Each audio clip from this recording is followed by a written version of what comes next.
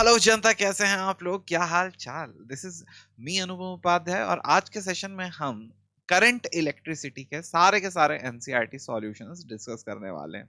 शुरू करते हैं पहले वाले वीडियो से। सबसे पहला पहले वाले क्वेश्चन में हमसे क्या पूछा गया? हमसे पूछा गया the storage battery of a car has an EMF of 12 volt. ठीक है, तो जो भी एक बैटरी है जिसकी ईएमएफ 12 वोल्ट है। अब बोला गया if the internal resistance of the battery is 0.4 ohms. ठीक, इसका कुछ इंटरनल रेजिस्टेंस है। What is the maximum current that can be drawn from the battery? तो इसके अंदर से मैक्सिमम करंट कितना ड्रॉ होगा? तो यहां पर देखो बेटा, किस तरह की बैटरी, मैं आपको सिर्फ समझाने के लिए अच्छे से बता देता हूं। यहां पर ऐसे एक बैटरी है, ये कार की बैटरी है ना? तो एक कार की जो बैटरी है, इसका पोटेंशियल डिफरेंस हमें दिया गया है 12 वोल्ट। ओके, तो कार की बैटरी का पोटेंशियल डिफरेंस 12 वोल्ट है। इसके अंदर, इस बैटरी के अंदर ही एक इंटरनल रेजिस्टेंस भी है। तो इसके अंदर से मैक्सिमम करंट का फ्लो होगा जब हम इस बैटरी के, यहां पर बैटरी के एक वायर, एक एंड से दूसरे एंड को कनेक्ट कर देंगे। तो हम बैटरी के एक एंड से दूसरे एंड को जैसे ही कनेक्ट कर देंगे, यहां पर क्या होगा? करंट फ्लो होगा। और वो जो करंट फ्लो होने वाला है, ये वाला जो करंट है, ये वाला करंट हमारा मैक्सिमम करंट होगा। ठीक है, तो यहां पर हमारे पास एक बैटरी है, ये 12 वोल्ट की है। ओके, और इस बैटरी से लगा हुआ 0.4 ओम का रजिस्टर है। ओके, अगर हमने इसे सीधे ऐसे कनेक्ट कर दिया एक एंड से दूसरे एंड की तरफ, तो क्या यहां पर एक करंट फ्लो होगा? हाँ, करंट फ्लो होगा। Current is going to be equal to 12 upon 0.4। तो ये कितना होगा? 120 अपॉन 4। 4 से ये गया 3 बार, तो हमारा आंसर आ गया 30 एम्पियर। तो जो करंट फ्लो होने वाला है वो कितना फ्लो होगा? 30 एम्पियर। आई होप आपको बहुत अच्छे से समझ में आ गया होगा। चलिए शुरू करते हैं, अगला सवाल देखते हैं। अगले सवाल में हमसे पूछा गया कि भैया a battery of EMF 10 volt. ठीक है, तो 10 वोल्ट की ईएमएफ की बैटरी है। इसका एक इंटरनल रेजिस्टेंस है 3 ओम। ओके, 3 ओम इसका इंटरनल रेजिस्टेंस है, is connected to a resistor. तो 3 ओम इंटरनल रेजिस्टेंस की बैटरी है और इसको कनेक्ट कर दिया गया है एक रेजिस्टर से।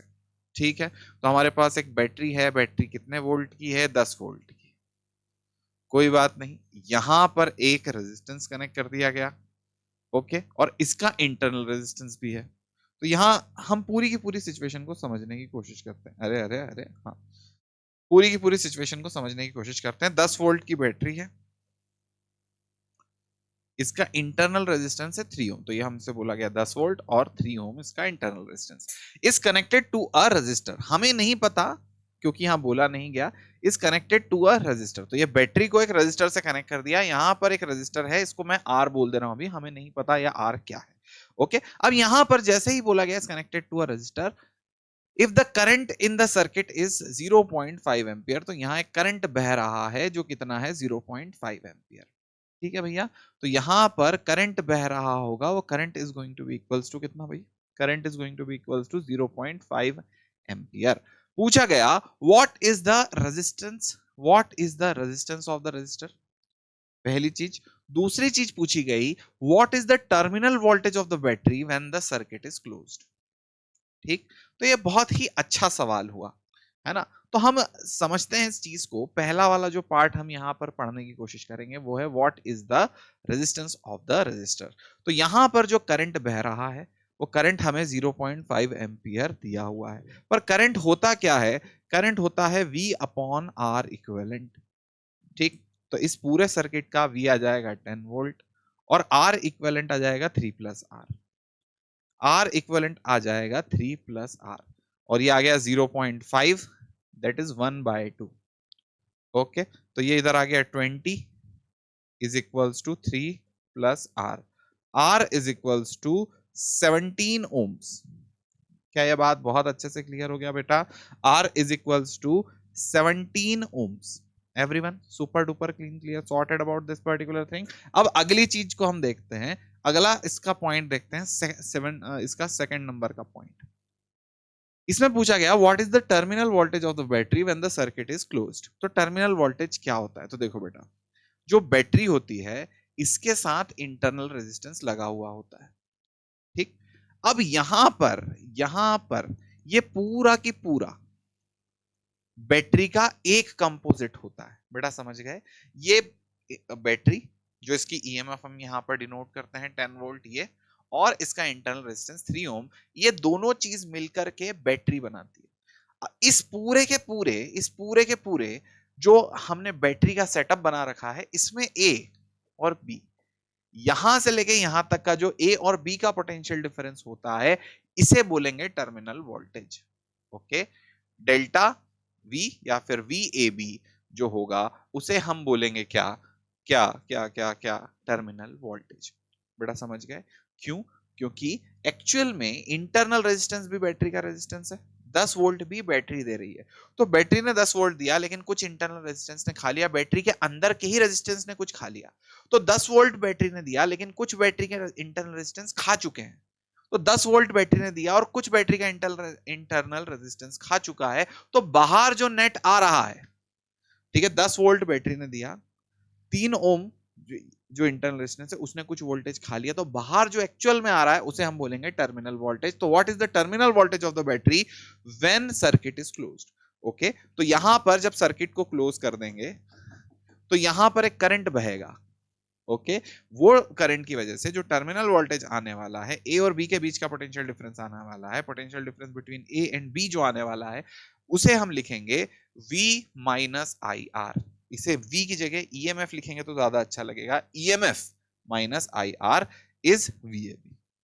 ठीक है, तो जब भी एक बैटरी का अगर उसके अंदर कोई इंटरनल रेजिस्टेंस है और उसका टर्मिनल वोल्टेज 10 वोल्ट बोला जा रहा है, मतलब उसका EMF हो सकता है 12 का हो सकता है 15 का हो, उस बैटरी का ईएमएफ ज्यादा का होगा, लेकिन उसके अंदर से कुछ आई आर माइनस हो रहा होगा। तो आई आर के माइनस होने की वजह से बाहर जो वोल्टेज आएगा, टर्मिनल वोल्टेज जो बैटरी बाहर किसी दूसरे रजिस्टर को वोल्टेज देगी वो कम देगी। तो ईएमएफ इसका कितना दे रखा है? हमें 10 दे रखा है, माइनस आई कितना है इस क्वेश्चन के अंदर बेटा? आई हमें जो दे रखा है 0.5 दे रखा है, मल्टीप्लाइड विथ रेजिस्टेंस कितना है? इंटरनल रेजिस्टेंस, ये वाला रेजिस्टेंस 3 दे रखा है।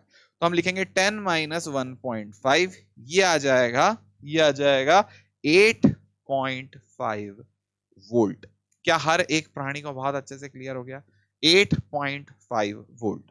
ठीक भाई, समझ में आया? चलिए आगे बढ़ते हैं, अगली चीजों को देखते हैं और अगले कुछ सवाल हम सॉल्व करते हैं।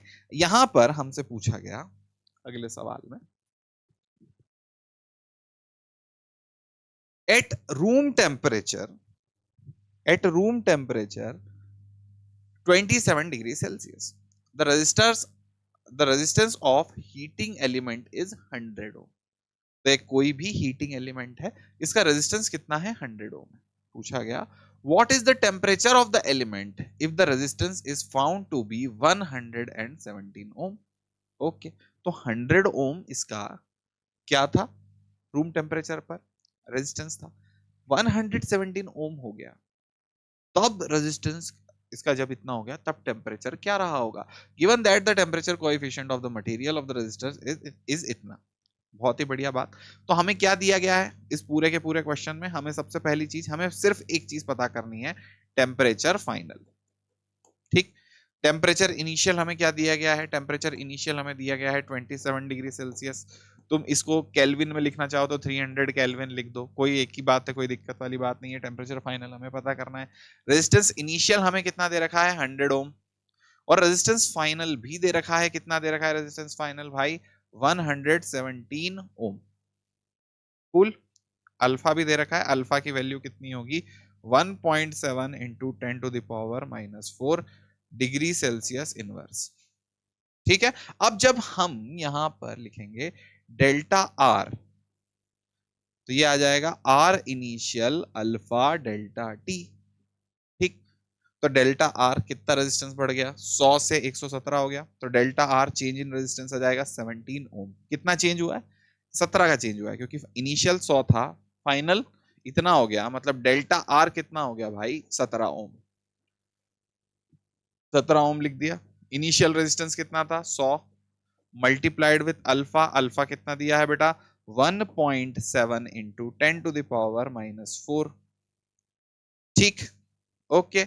अब हमसे पूछ लिया गया टेम्परेचर फाइनल, तो हम यहां पर क्या लिखेंगे? हम यहां पर लिखेंगे T final minus T initial.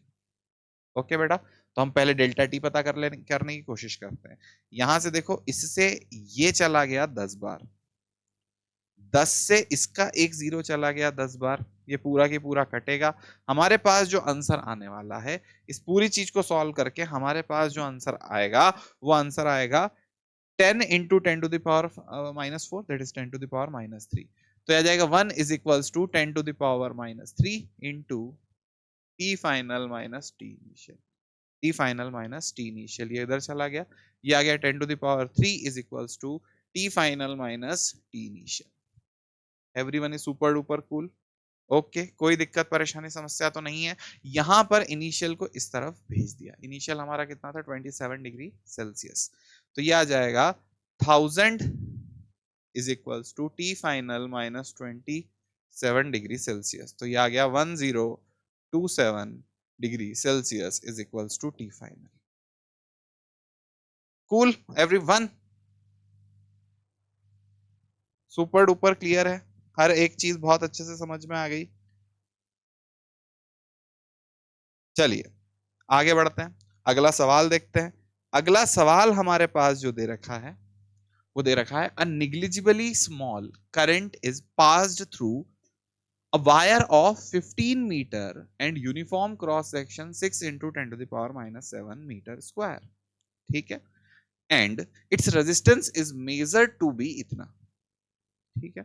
तो हमें क्या दे रखा है, negligible small current is passed through a wire of 15 metre, तो इसका लेंथ हमें दे रखा है कितना, 15 मीटर, ठीक, कोई दिक्कत नहीं। इसके बाद बोला गया कि इसका जो एरिया है, एरिया है 6 into 10 to the power -7 metre square. इसके बाद रेजिस्टेंस जो मेजर किया है, वो रेजिस्टेंस आ रहा है 5 ohm. What is the resistivity of the material, क्या बात है। तो भैया बहुत ही सिंपल सड़ा हुआ सा सवाल आपसे पूछा गया, R will be equals to रोला, फॉर्मूला आई होप आपको याद होगा, आर इज इक्वल्स टू रोला, रेजिस्टेंस इज इक्वल्स टू रोला। अब रेजिस्टेंस दे रखा है 5, रो पूछ लिया, लेंथ दे दिया है 15 मीटर, एरिया तुम्हें दे दिया है 6 इंटू 10 टू दावर -7। 15 से ये चला गया 3 टाइम्स, 3 से ये चला गया 2 टाइम्स, इस पूरे को उधर भेज दिया, ये आ गया 2 into 10 to the power -7 is equals to rho. Everyone is it super duper clear. Okay, resistivity की यूनिट होती है ओम पर मीटर, तो इसकी यूनिट भी आएगी ओम मीटर, ठीक है। ओके, चलिए अगला सवाल यहां पर, अ silver wire has a resistance of इतना 2.1 ओम। तो एक सिल्वर वायर है जिसका रेजिस्टेंस कितना है, 2.1 ओम है, ठीक, कोई दिक्कत नहीं। हमसे बोल दिया इसका रेजिस्टेंस कितना है, 2.1 ओम है, एट 27.5 डिग्री, ठीक। और resistance of 2.7 ohm at 100 degree, मतलब 27.5 डिग्री से इसे 100 डिग्री पर ले जाएंगे, तो इसका रेजिस्टेंस 2.1 से 2.7 चला जाता है। तो determine the temperature coefficient. Okay, बहुत ही बड़ी बात पूछ ली। यहां पर देखते हैं, क्या हमें आर इनिशियल पता है, बिल्कुल पता है, 2.1 ओम होता है। क्या हमें टेम्परेचर इनिशियल पता है, बिल्कुल पता है, 27.5 डिग्री सेल्सियस होता है। क्या हमें आर फाइनल पता है, बिल्कुल पता है, 2.7 ओम होता है। क्या हमें टेम्परेचर फाइनल पता है, बिल्कुल पता है, 100 डिग्री सेल्सियस होता है। ओके, तो क्या हमें डेल्टा टी, क्या हमें डेल्टा टी और क्या हमें डेल्टा आर पता है। ध्यान से देखते हैं बेटा, यहां पर डेल्टा टी कितना है, सोचते हैं जरा, डेल्टा टी कितना है, टेम्परेचर का चेंज कितना है।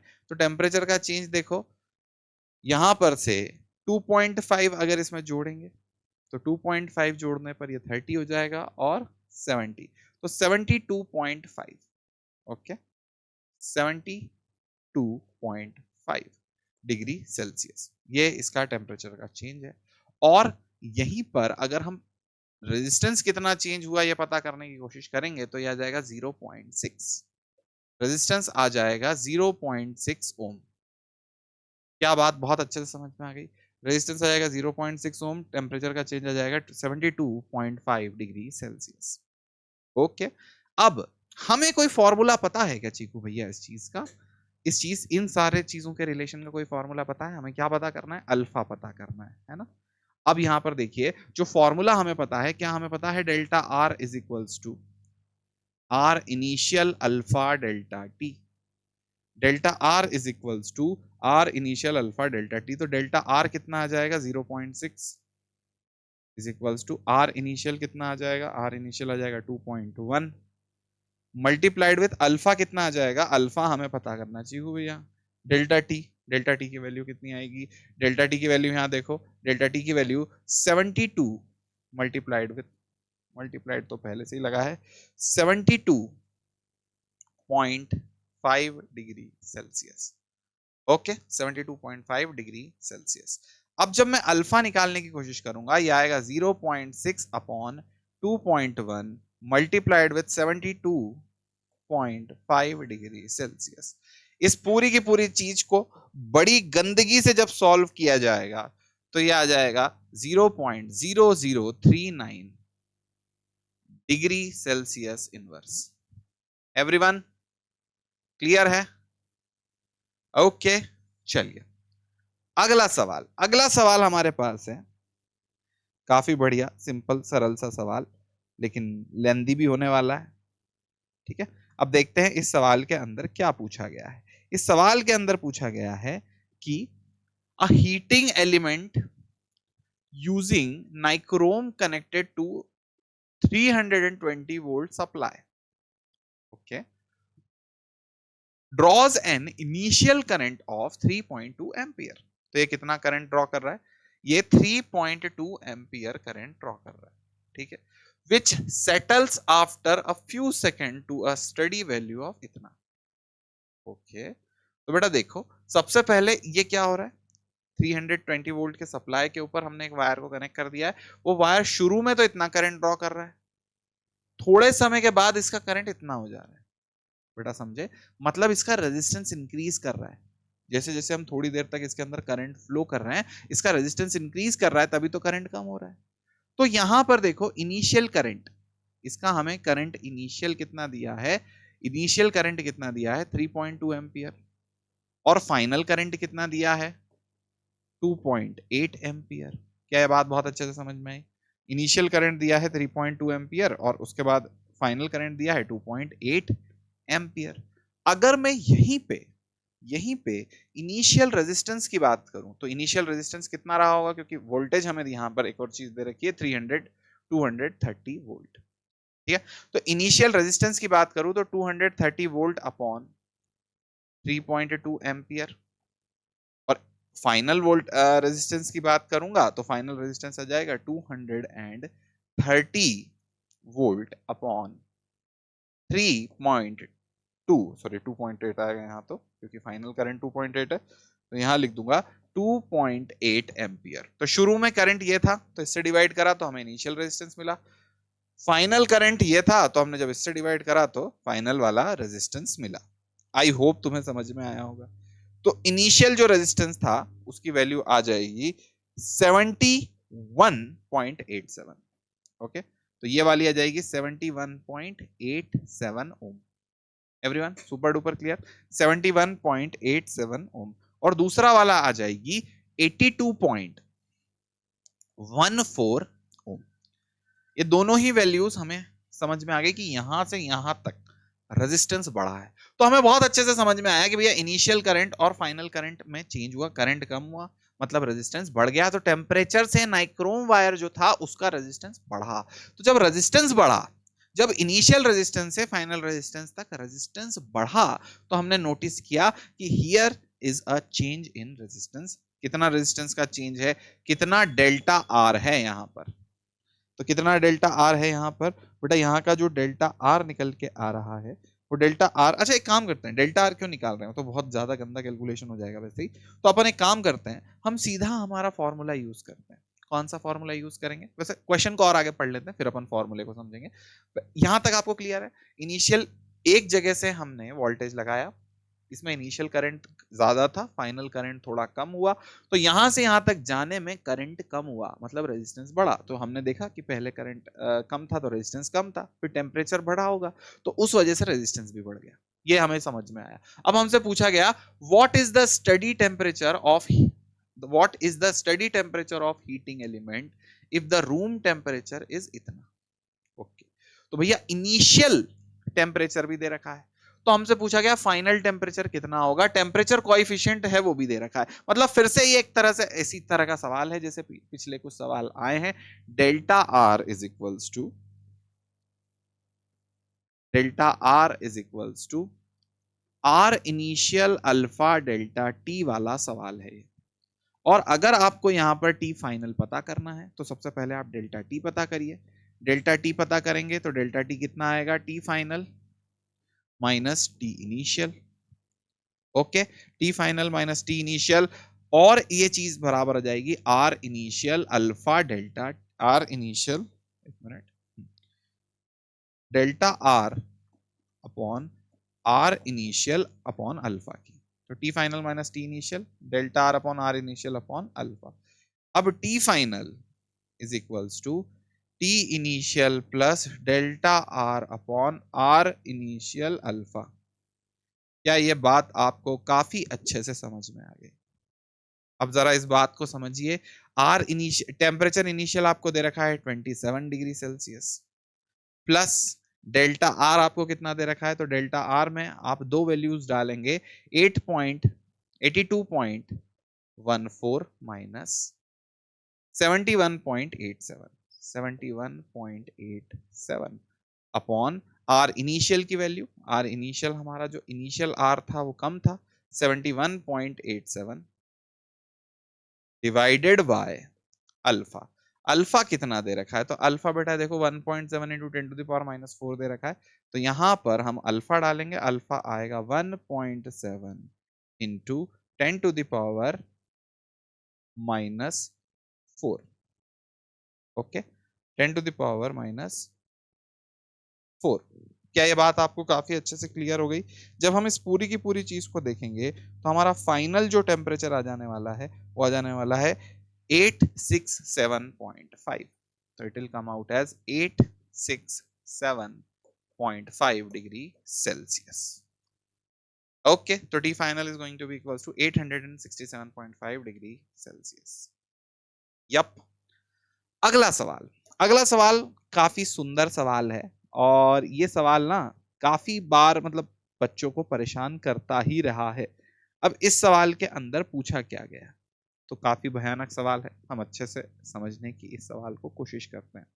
तो इस सवाल में हमें देखना होगा किरचॉफ वोल्टेज लॉ और किरचॉफ जंक्शन लॉ का थोड़ा थोड़ा यूज।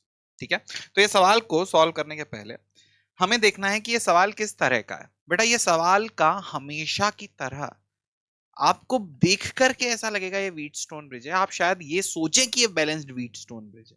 ठीक है, तो हम सबसे पहले देखेंगे is it a balanced Wheatstone bridge. Okay, तो हम यहां पर पहले वाले पॉइंट में ऑब्जर्व करेंगे कि देखिए 10 के सामने 10 है, 5 के सामने 5 है, तो 10 इंटू 10 100, 5 इंटू 5 25 हो गया। तो इधर 100 है, इधर 25 है, ये बैलेंस्ड नहीं है, बिल्कुल भी बैलेंस्ड नहीं है। तो हम बोलेंगे it is an, it is an, yeah, it is an unbalanced Wheatstone bridge. Okay, तो it is unbalanced Wheatstone bridge. ये बात हमें क्लियर होनी चाहिए कि ये क्या है, एक अनबैलेंस्ड व्हीटस्टोन ब्रिज है। दूसरी चीज यहां पर जो है वो ये होनी चाहिए कि जब भी व्हीटस्टोन ब्रिज बना हुआ है तो इसके अंदर करंट कैसे निकाला जाए। तो हमें यहां पर क्या करना पड़ेगा, अज्यूम करना पड़ेगा करंट। ठीक है, हमें यहां पर क्या करना पड़ेगा, करंट को अज्यूम करना पड़ेगा। ठीक है, तो अज्यूम करंट, तो हम सेकंड स्टेप में क्या कर रहे हैं, अज्यूम कर रहे हैं करंट। अब अज्यूम कैसे कर रहे हैं, तो यहां पर देखो इस तरफ से जो करंट बैटरी से निकला उस करंट को हमने बोल दिया कि आई करंट है जो बैटरी से निकला है। अब बैटरी से जाके करंट यहां डिवाइड हो रहा है, तो हम बोल देंगे कि इस तरफ जो करंट जा रहा है ये होगा सपोज आई डैश, या फिर आई वन बोल देता हूं इस समय। क्लियर? तो इधर जो करंट जा रहा होगा, इधर से आई आया, इधर आई वन जा रहा है, तो इस तरफ करंट जो जा रहा होगा उसे बोलेंगे आई माइनस आई वन। क्या इतनी बात बहुत अच्छे से समझ में आ गई? हमने क्या बोला, हमने जो अज्यूम किया है वो अज्यूम हमने ये किया है, अज्यूम हमने ये किया है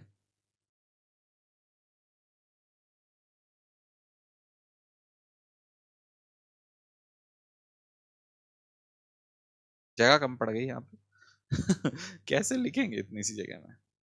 ठीक है, एक पेज और जोड़ लेते हैं। तो अज्यूम हमने ये किया है यहाँ पर कि जो ए बी सर्किट है, करंट इन ए बी, बेटा समझना जरा, current in A B is equals to I minus I one. ठीक है, ऐसा। और current in A B C, ये वाला डी होगा, तो ये वाले डी में current in A D, current in A D is going to be equals to I one. बेटा क्लियर है, I minus I one, I one. यहां पर एक और चीज की, जो टोटल करंट आ रहा है, जो टोटल करंट आ रहा है, करंट टोटल, उसे हमने आई बोला है, क्योंकि यहां से जो करंट आ रहा है इसे आई बोला है। अब करंट इन बी डी, बेटा ये डी होगा, ये वाला, यहाँ वाला ये डी होगा, तो करंट इन बी डी कितना होगा, इस जगह पर जाने वाला करंट कितना होगा। ठीक है, तो करंट इन बी डी को हम देखने की कोशिश करते हैं, पता लगाने की कोशिश करते हैं, करंट इन बी डी। ठीक है, तो बीडी करंट को कैसे पता लगाएंगे भाई, देखना, सोचना, समझना यहां पर कि करंट इन बीडी कितना होगा। ठीक, तो यहां पर इधर इधर इधर, तो ये वाला था हमारा ए, ये था हमारा बी, इस तरफ है हमारा सी और इस तरफ है हमारा डी। हमें यहां पर करंट पता करना है, तो हमें पता है कि इस तरफ से जो करंट आ रहा है, ए बी में जो करंट आ रहा है वो आ रहा है आई माइनस आई वन। इस तरफ जो करंट है उस करंट को कितना मानेंगे, तो देखो बेटा, जब भी यहां पर 10 ओम वाला सर्किट है, क्योंकि ये वाला जो व्हीटस्टोन ब्रिज है, इसे हमें देखना होगा सिमेट्री वाली नजर से। क्यों, क्योंकि इधर 10 ओम है, इधर 10 ओम है।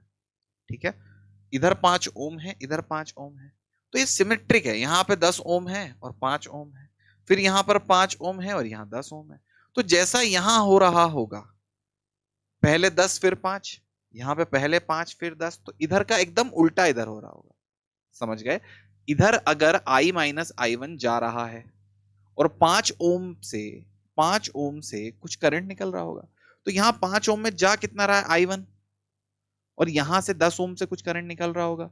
तो हम बोलेंगे सिमेट्री वाले रूल से, हम इसे बोलेंगे सिमेट्री वाला रूल, कि अगर 10 ओम में I माइनस आई वन जा रहा है, तो इस 10 ओम से निकलेगा भी I माइनस आई वन, इस 10 ओम से निकलेगा भी I माइनस आई वन।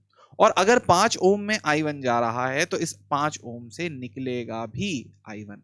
क्या बात बहुत अच्छे से समझ गए, I माइनस आई वन इधर जा रहा है, आई वन इधर जा रहा है, तो इस 10 ओम में कितना जाएगा, I माइनस आई वन, और इस 5 ओम में भी कितना जाएगा, आई वन। आई होप तुम्हें समझ में आया हो। ठीक, तो सिमेट्री वाला रूल है, 5 ओम में कितना जा रहा है, आई वन जा रहा है, उधर 5 ओम से निकलेगा भी कितना, आई वन। तो 10 ओम में कितना जा रहा है, आई माइनस आई वन, तो 10 ओम से निकलेगा भी कितना, I minus I one. Everyone is super duper clear. तो हमने यहाँ पर और ब्रांचेस के बारे में भी करंट इमेजिन कर लिया। तो हमने यहाँ पर करंट इन, ध्यान से देख लो बेटा, करंट इन बीसी जो है वो हमने इमेजिन करा, वो किसके बराबर आया, वो करंट इन एडी के बराबर आ गया, जो कि आई वन के बराबर आया। देखो करंट इन बीसी, इतना करंट इन डीसी कितना आ जाएगा, करंट इन डीसी जो है वो बराबर आ गया आई माइनस आई वन के। ठीक, तो हमने 4 ब्रांचेस में करंट निकाल लिया, टोटल करंट हमें पता है। अब हमारा सिर्फ बीडी ब्रांच बच रहा है, उसका करंट निकालेंगे कैसे। तो यहां देखो बेटा, इधर से आई माइनस आई वन आ रहा है, इधर आई वन जा रहा है, क्योंकि बीसी में करंट कितना जा रहा है, आई वन। हमने यहाँ पे कितना करंट जाता माना, आई माइनस आई वन इधर से आया, आई वन इधर चला गया। तो इधर कितना करंट जा रहा होगा, इधर जो करंट जा रहा होगा वो हमें पता करना है, इसे मैं बोल देता हूं एक्स। इस तरफ जो करंट जा रहा होगा उसे अभी मैंने बोल दिया है एक्स। तो क्या मैं ऐसे लिख सकता हूं, I minus I one is equals to, इधर से जो करंट आया I minus I one is equals to X plus I, X plus I one, ये आई वन है। ओके, आई वन को इस तरफ भेजा, हमारे एक्स की वैल्यू आ गई आई माइनस टू आई वन। ठीक है, तो यहां पर ये जो x है, x की वैल्यू आ गई है, ये जो x है, x की वैल्यू कितनी आ गई है, x की वैल्यू आ गई है i minus two I one, I minus two I one.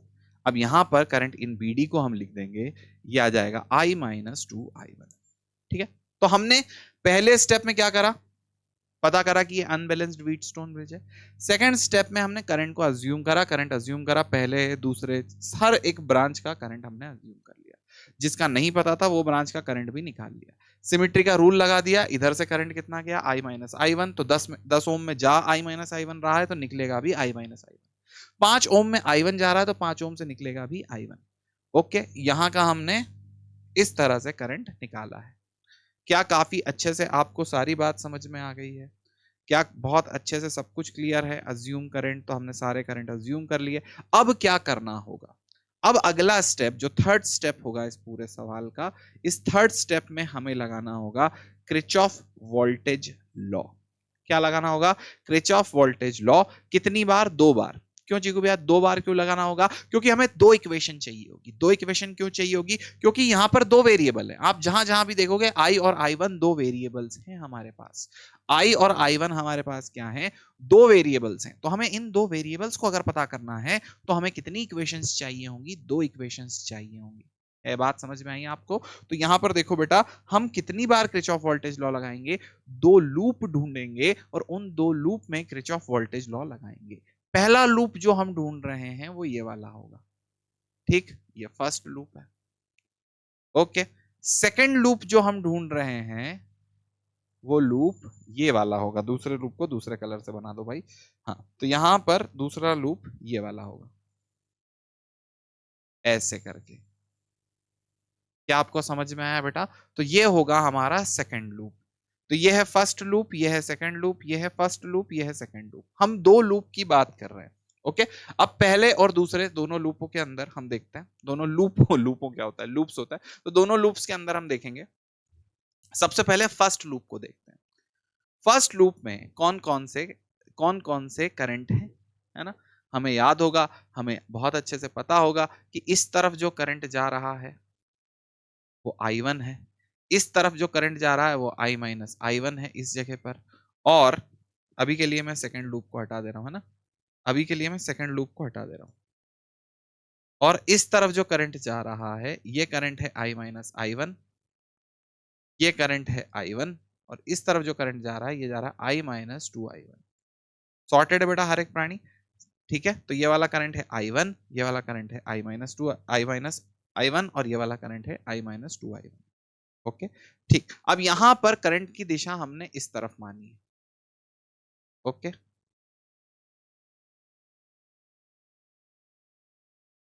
यहां पर करंट की दिशा इस तरफ मानी है। हर एक प्राणी काफी अच्छे से क्लियर है। चलिए, अब करंट की दिशा मैं आपको बताता हूं। हम यहां पर चलते हैं। अगर हम इधर से गए तो इधर से डी से जाएंगे ए की तरफ, हम डी से जाएंगे ए की तरफ, मतलब करंट के अपोजिट में जा रहे हैं। तो करंट के अपोजिट में अगर जा रहे हैं तो हम लिखेंगे +5 मल्टीप्लाइड विथ I1। भैया IR प्लस IR। अब यहां पर इसके बाद हम करंट की दिशा में गए, ए से बी जब जाएंगे, ऐसे गए, ऐसे गए, फिर ऐसे आएंगे, ऐसे गए, ऐसे गए, ऐसे आएंगे। जब ऐसे जा रहे हैं तो करंट के अपोजिट, ऐसे जा रहे हैं तो करंट की दिशा में, ऐसे जा रहे हैं तो करंट की दिशा में। अब यहां से करंट के अपोजिट गए, सॉरी करंट की दिशा में गए तो हम लिखेंगे minus I minus I1 multiplied with 10 ohm. Okay, तो I minus I1 multiplied with 10 ohm. और यहां से यहां तक आने में फिर से लिखेंगे minus I minus 2I1 multiplied with, बेटा मल्टीप्लाइड विथ 5 ओम। क्या हर एक प्राणी को समझ में आ गई ये वाली बात? ओके, ये इक्वेशन आई होप आपको समझ में आ गई होगी। इसका पूरे पूरे इक्वेशन का सम जो निकल के आएगा वो क्या निकल के आएगा? Is equals to 0। ठीक, मैं यहाँ पे लिख देता हूं। पहली इक्वेशंस को जब, इस इक्वेशन को जब हम और अच्छे से लिखेंगे तो आ जाएगा 5I1 10I, तो यहां लिखेंगे minus 10I, minus minus plus 10I 1, फिर 5, तो आ जाएगा -5I, -2 और 5 तो आ जाएगा minus minus plus 10I1। Okay, is equals to 0। तो -5 ये कितना हो जाएगा? 15। ये आ जाएगा 10I 10I1 तो आ जाएगा 25I1 माइनस, इस दोनों को उस तरफ ले जाता हूं तो it will come out 15I। जब मैं इस पूरी की पूरी चीज को कैंसल आउट करके देखूंगा तो ये आ जाएगा final answer 5I1 is equals to 3I। 5i1 is equals to 3i। क्या काफी अच्छे से समझ में आ गया भाई? 5i1 is equals to 3i, ये हमारी फर्स्ट इक्वेशन आ गई है। तो पहले बार जब हमने किरचॉफ वोल्टेज लॉ लगाया, इस लूप में हमने बी डी ए बी, इस लूप में हमने जब किरचॉफ वोल्टेज लॉ लगाया, हम पूरा चक्कर घूमे, हमें वहां से एक रिश्ता मिल गया 5i1 is equals to 3i। तो एक इक्वेशन मिल चुकी। दूसरी इक्वेशन को ढूंढने के लिए फिर दूसरे लूप में चलते हैं। दूसरा लूप हम यहां पर बनाएंगे। अब दूसरा लूप यहां से बनेगा इस तरह से, ऐसे जा करके इधर तक। ठीक, तो ये हमारा सेकंड लूप होगा। क्या सेकंड लूप में भी हमें करंट की सारी दिशाएं पता है? बिल्कुल पता है।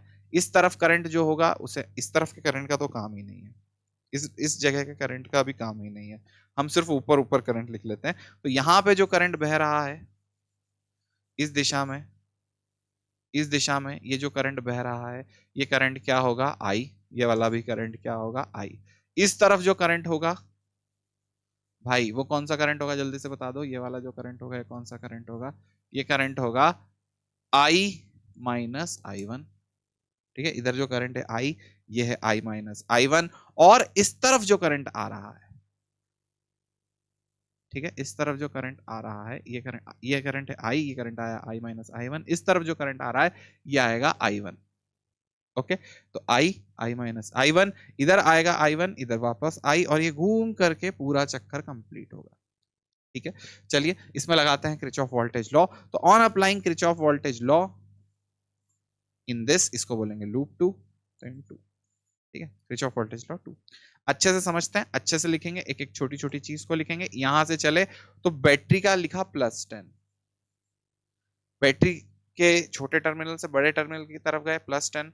करंट की दिशा में जा रहे हैं, देख लो करंट की दिशा में जा रहे हैं, तो हम यहां पर लिखेंगे -10i। कोई दिक्कत परेशानी समस्या नहीं। फिर यहां तक पहुंचे, इधर से इधर तक जा रहे हैं, तो फिर से करंट की दिशा में जा रहे हैं 10 ओम, तो हम यहां पे लिखेंगे -10i माइनस I1। फिर से करंट की दिशा में जा रहे हैं, तो हम लिखेंगे -5i1। और वापस आप अपनी जगह पर आ गए, is equals to 0। 10 minus 10i minus minus 10i minus minus +10i1 minus 5i1 is equals to 0। Okay, तो हम इस पूरी चीज को उस तरफ लिख देंगे। हमारे पास लिखा हुआ आएगा 20i, इसको उधर भेज दिया 20i, 10i1 माइनस 5i1, तो ये आ जाएगा 5i1, तो इसे उधर भेजेंगे, आ जाएगा -5i1 is equals to 10। Okay, तो 20i1 minus 5i1 is equals to 10। तो ये हमारी कौन सी इक्वेशन आ गई है? ये हमारी सेकंड नंबर की इक्वेशन आ गई है। ओके भैया, तो फर्स्ट इक्वेशन क्या थी? फर्स्ट इक्वेशन जो हमने यहां पर निकाली थी 5i1 is equals to 3i, ये एक इक्वेशन हमने निकाली थी। सेकंड इक्वेशन हमने क्या निकाली अभी? 20i minus 5i1, 20i minus 5i1 is equals to 10। Okay, इसकी वैल्यू यहां पे पुट कर दी, ये आ जाएगा 20i minus 3i is equals to 10। तो ये आ जाएगा 17i इज इक्वल्स टू 10। तो i is equals to 10 upon 17। ये बहुत अच्छे से क्लियर हुआ, काफी अच्छे से तुम्हें समझ में आ गया। i is equals to 17। अब हमें क्या पता करना है? अब हमें सारे 5 ब्रांचेस का, ये हमें i पता चल गया, मतलब ये हमें कौन सा करंट पता चल गया? i टोटल पता चल गया हमें बेटा। ठीक है, टोटल करंट पता चल गया। अब टोटल करंट जो हमें पता चला, तो अब हम क्या पता करेंगे इस पूरे में? अब हम एक एक करके जितनी भी ब्रांचेस का करंट हमने जो जो मान रखा था, वो सारे करंट्स को पता करने की कोशिश करेंगे। ये हमने सारे करंट यहाँ पे माने थे, ठीक है, तब ये यही सारे करंट्स को पता करने की कोशिश करेंगे। ठीक, तो देखो इस ब्रांच में जो करंट था, करंट इन ए बी जो हमने माना था, वो कितना माना था? I minus I1। ठीक है, करंट इन ए बी हमने माना था I माइनस I1। और करंट इन यहां से डी से, इस ये वाला डी था, डी से लेकर सी तक भी जो करंट माना था, वो कितना माना था? I minus I1। तो करंट इन ए बी और current in D C I minus I1 माना था। ठीक है, अब करंट इन ए डी और करंट इन बी सी। तो current in AD is equals to I1 माना था, यहां से यहां, और करंट इन BC, यहां से यहां 5 ओम वाले में हमने करंट इन BC हमने क्या माना था, I1 माना था। ओके, क्लियर है। अब यहीं पे करंट इन BD जो हमने माना था वो माना था I माइनस 2I1।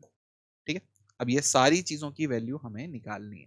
तो हमें I टोटल की वैल्यू पता चली है 10/17। यहीं पे हमें एक और रिश्ता पता है, 5I1 is equals to 3I। I की वैल्यू हमें पता चल गई 3 into 10/17 is equals to 5I1। 5 से ये गया 2 बार, I1 इज इक्वल्स टू 6/17। ठीक है, तो I1 हमें पता है।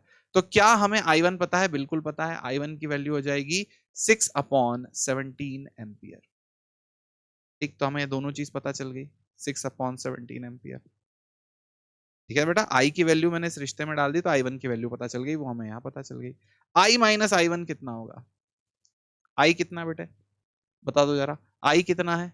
10/17 माइनस 6/17। 10/17 माइनस 6/17, तो ये पूरी की पूरी चीज निकल के कितनी आएगी? 10/17 6/17, आंसर आ जाएगा 4/17। Everyone super duper clear? तो हमें 4 करंट पता चल गए। अब एक करंट बचता है। एक करंट ये क्या होगा? ये होगा 10/17।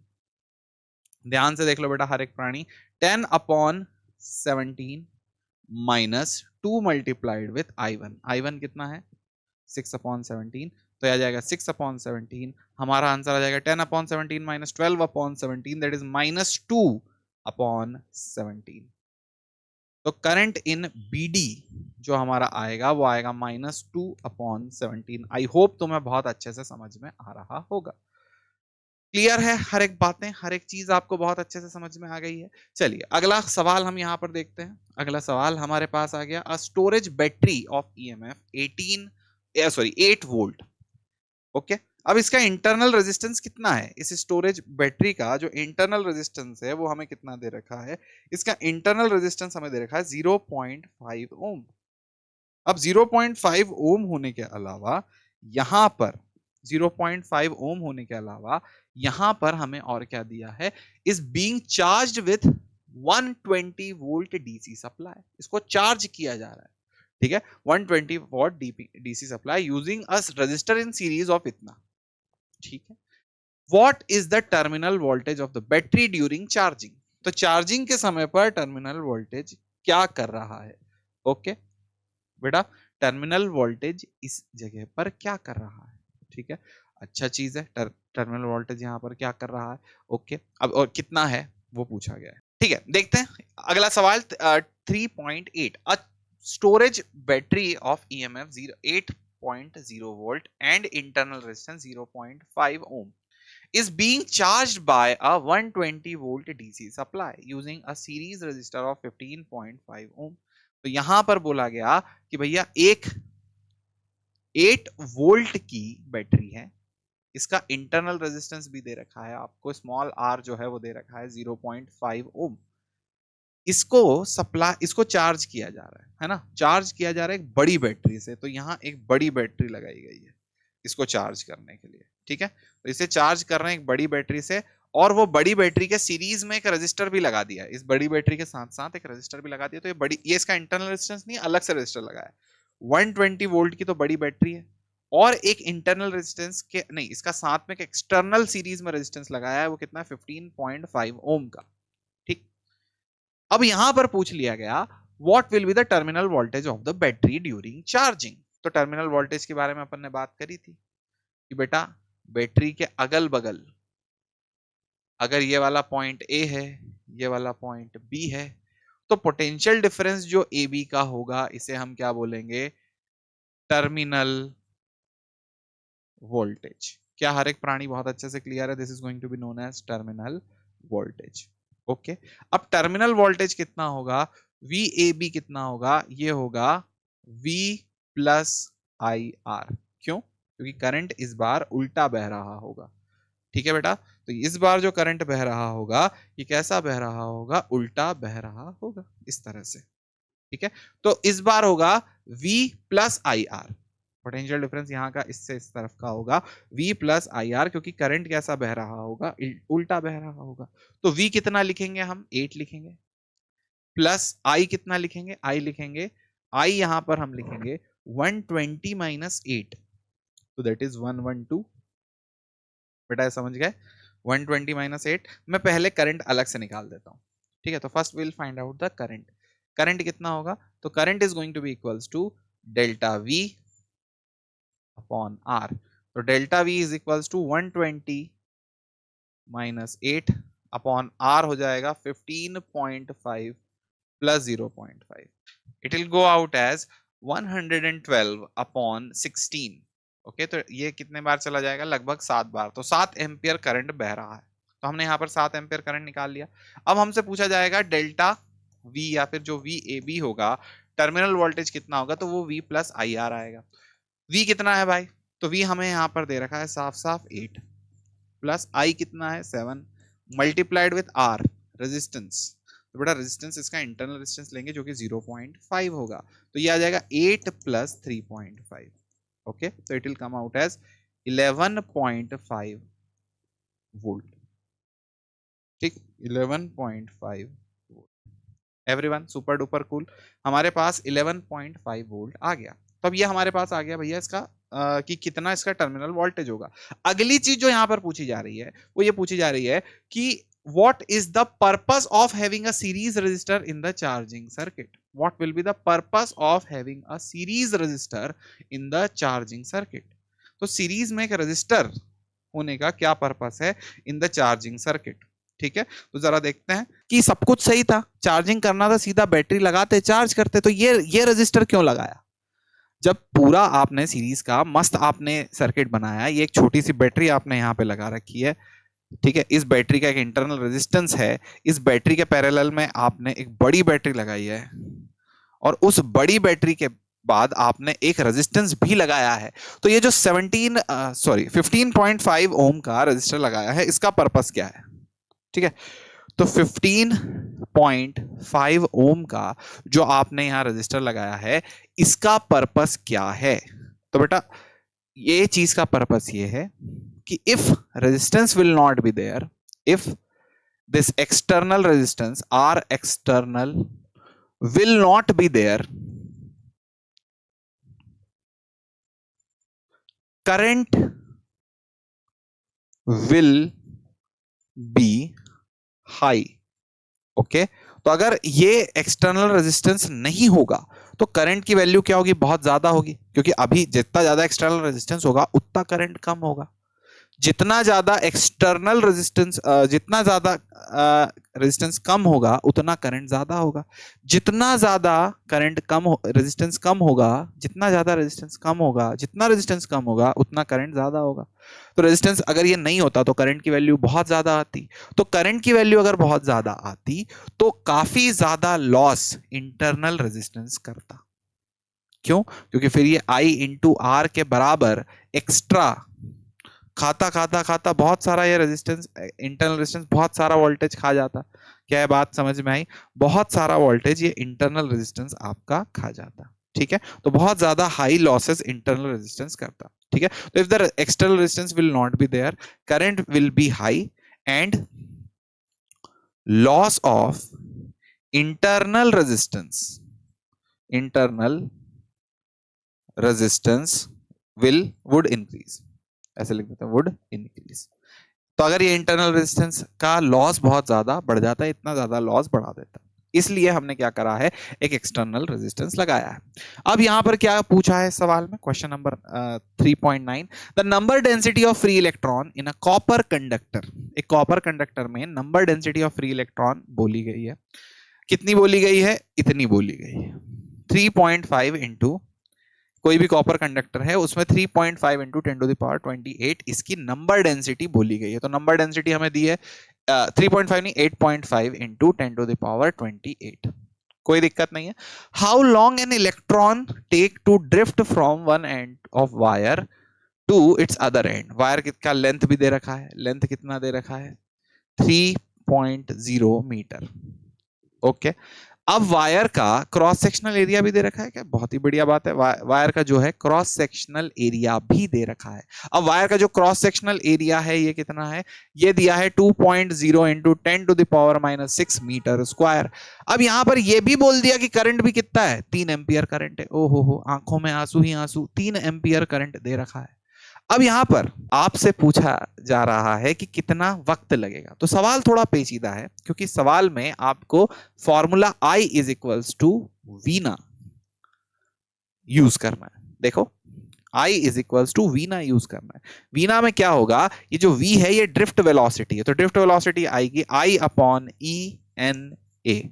तो I कितना है आपको दे रखा है सवाल में, 3 एम्पियर अपॉन V, E हमें पता है कितना, 1.6 इंटू 10⁻⁻⁻19 मल्टीप्लाइड